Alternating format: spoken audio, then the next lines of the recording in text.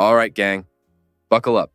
We're diving headfirst into the fiery dystopian world of Fahrenheit 451 by Ray Bradbury, where being a bibliophile is pretty much a crime, and book burning isn't just a metaphor.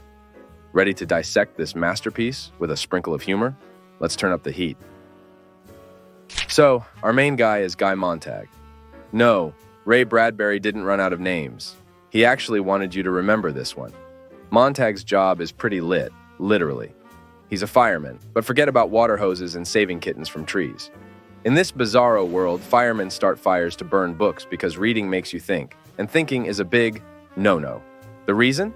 The government believes happiness equals brainless conformity. Ignorance is bliss, until it's not. Montag's life is as monochrome as an old TV show, until he meets Clarisse McClellan, the manic pixie dream girl next door who's curious about, well, everything.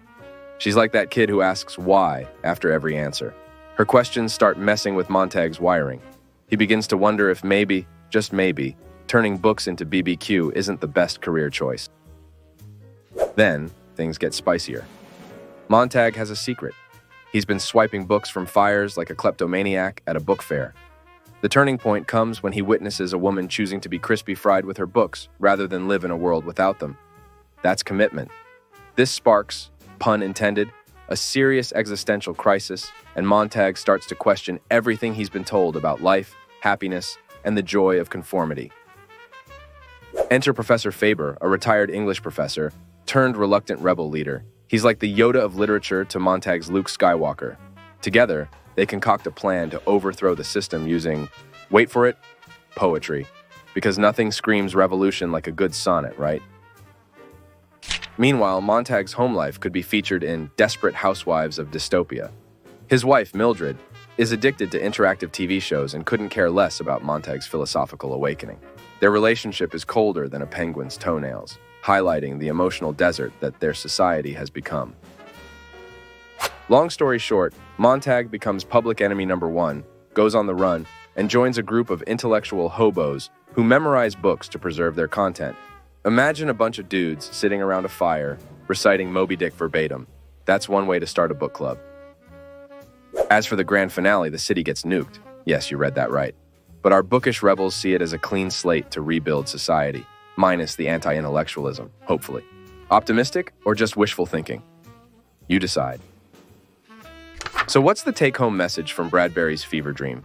Perhaps it's a stark reminder that a society that sacrifices thought for comfort is on the fast track to disaster. Or maybe it's just about how cool it would be to hang out with a bunch of outlaw librarians in the post-apocalypse. Fahrenheit 451 isn't just a cautionary tale about censorship and the dangers of state control. It's a love letter to the power of books, the importance of questioning the world around us, and the belief that knowledge is the key to freedom.